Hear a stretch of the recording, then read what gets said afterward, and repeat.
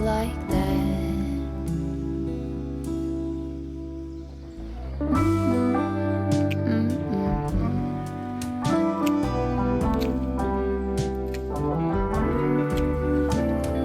Talk to me and tell me all that you've seen, all the colors, summer love.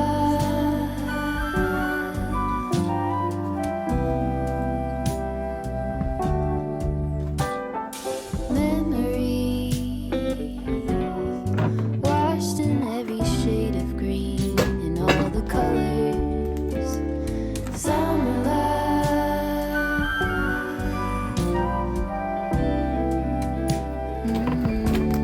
Remember the lazy river day canoe, bathing in the turquoise blue, losing track of time with you.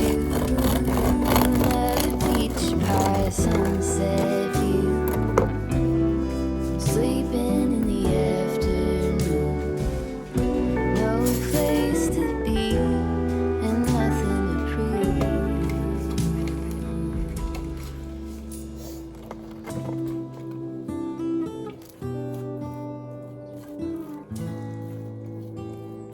That's sure something I could use.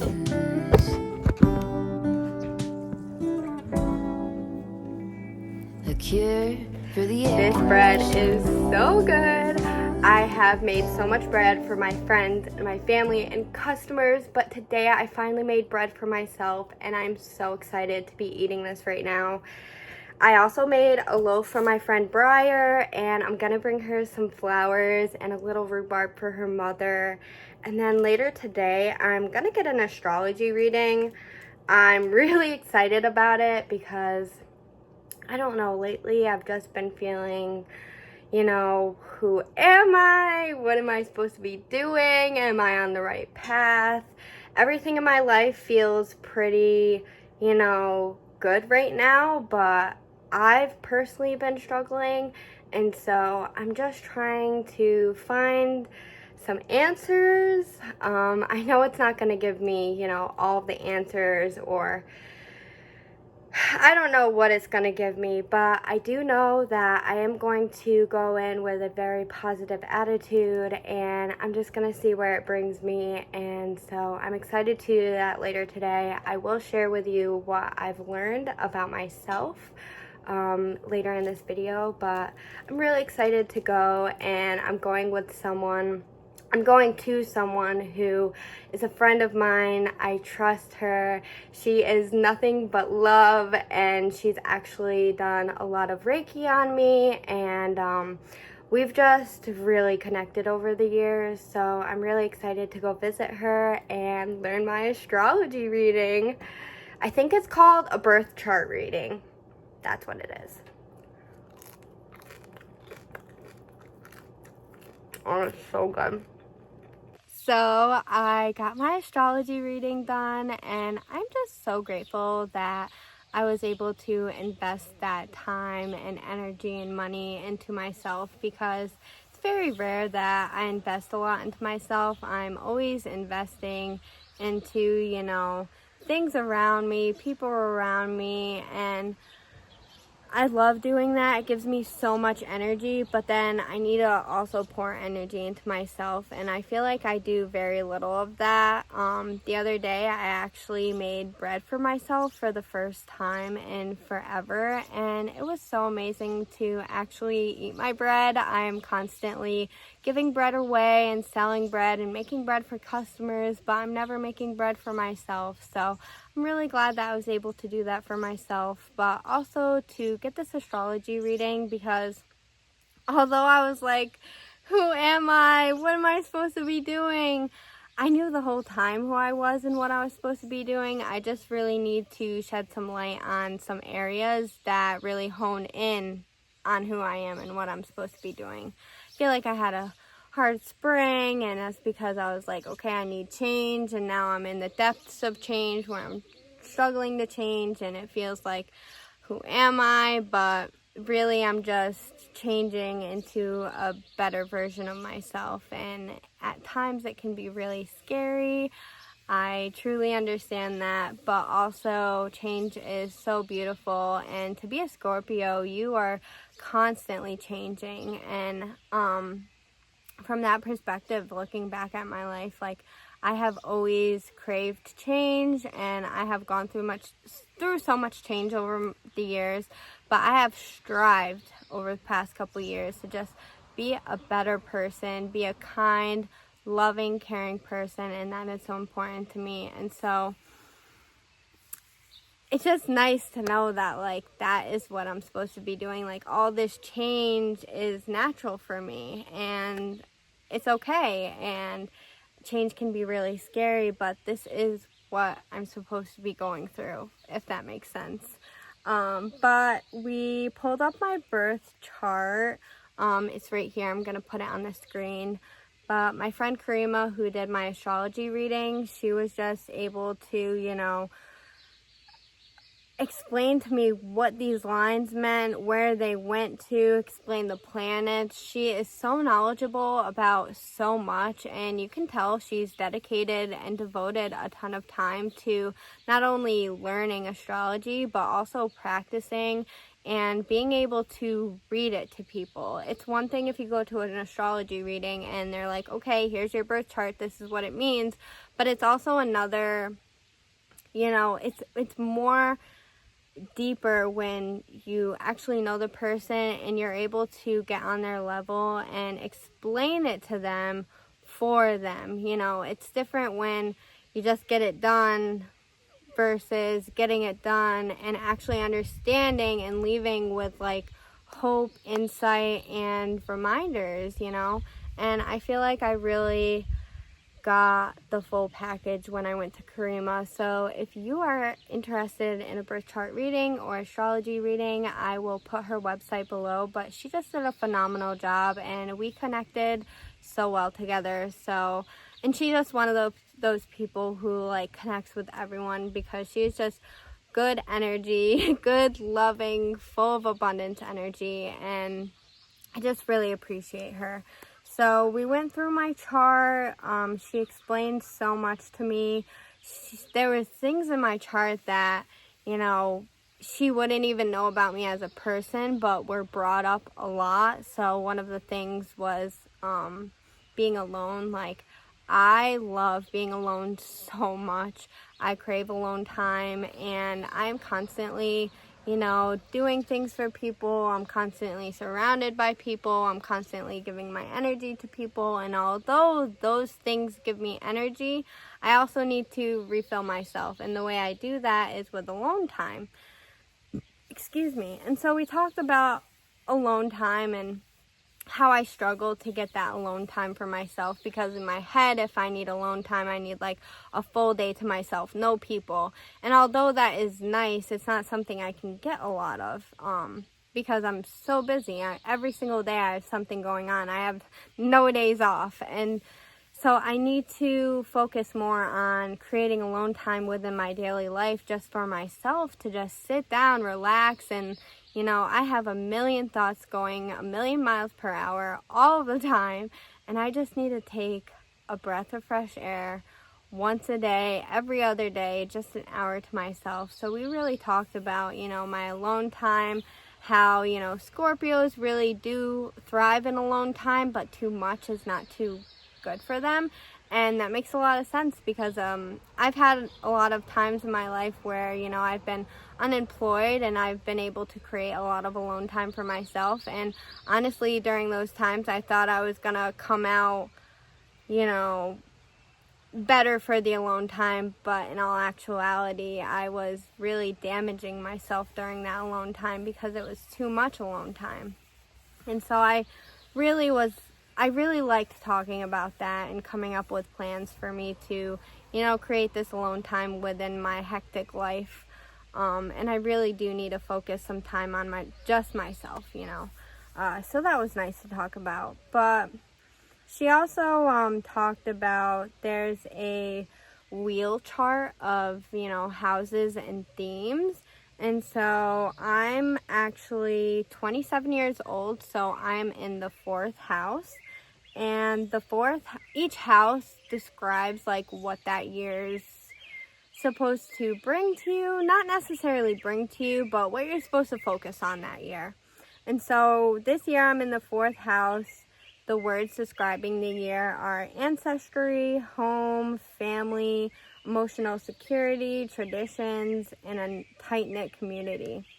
And I seriously connect with all of those words so much, specifically in this year. And I know that like I could look at any of these houses and like try to figure out how, you know, this year is supposed to fit with these words, but these words really resonate with the year that I'm living in right now. Ancestry, home, family. I'm taking care of my great grandma. I take care of my mom, my dad, my siblings. Family is so important to me. A weird thing, it specifically says home. And a few years ago, I bought a piece of property with a burnt down home on it. And this is the first year that I've actually had time and energy to put in plans of taking down the burnt down house and putting up a home for myself. And I just can't wait to have a home for myself. But it's gonna take a lot of work and energy until then.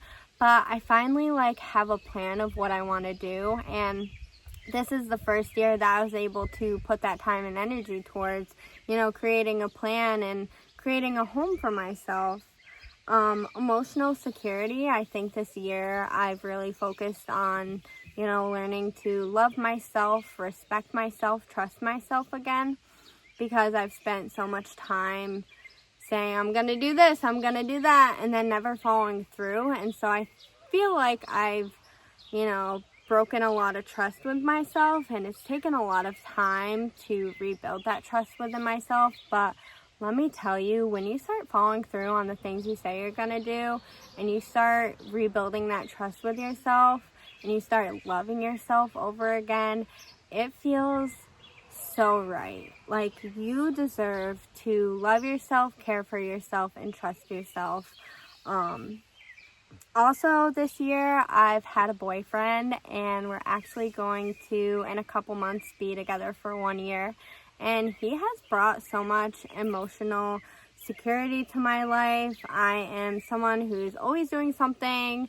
I'm thinking, what should I be doing? How am I going to do it? Let me make a plan. Da da da. And he's just such a chill guy. And he's brought so much comfort, calming, grounding to my life. He brings me right down to where I need to be.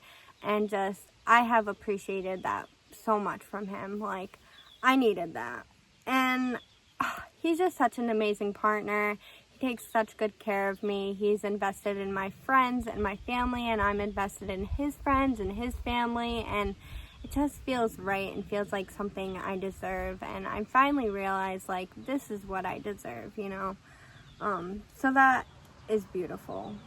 Traditions, I'm constantly trying to create traditions in my life. One tradition that I've created over the past few years is planting garlic on my birthday. And although my garlic isn't doing too hot this year, it is a nice little tradition that I've created for myself. And I just want to create more traditions, especially with involving my friends and my family. I think that is so beautiful. And then the last thing is a tight-knit community, which is so important to me. These past few years, I have been, you know, creating a community, cultivating a community, just trying to build community in my life. And it's taken a lot of work and energy, but I finally feel like I have that community that would do anything for me, and I would do anything for them. And it has brought so much joy and love and peace to my life. But I've really stepped out of that this year. And not only am I taking care of my immediate circle community, but I'm also trying to take care of the community that I live in and the communities that I used to live in. I used to live in a bigger city, and right now that city needs a lot of help. And so my whole life has been there, and even though I don't live there anymore, I still give that city my time, energy, and support because it deserves it. So I'm not only working on my immediate community, but my community outside of that immediate community and around. Like, I'm just trying to make this area a better place. And I think if we all tried to make our little areas a better place, the world itself would be a better place. So it was amazing to like really dive into those different words of, you know, what this year's bringing to me, because it all kind of makes sense, and I love when things make sense. So yeah, we talked about so much. I am just so grateful for the experience. I actually bought my first singing bowl, which is so special to me. I played with a ton of singing bowls, and this was the one that I resonated with most. And every night I've been practicing on my singing bowl, and I have to say, like, when I'm sitting down with my singing bowl, the only thing in my head is creating the sound, like how am I creating the sound, and then actually listening to the sound. It has been such a great tool for me to like shut off all of my thoughts, focus on just this one thing, and bring myself to a point where I can have that alone time. You know, because like I said, I'm always doing something, I always have all these thoughts in my head. But when I create some alone time for myself at night and I focus on just the sound and just creating the sound, it has brought so much to me to be able to just focus on one thing and not 1,000,000 things. So, if you take anything from this video, I just hope that, you know, you understand that you are where you're supposed to be, even if it's hard. You are who you are, even if, you know, change is right around the corner. And you need to take some time for yourself. And I'm not talking about like scrolling on the couch or like, I don't know, self-care is so confusing to me because like, what is self-care?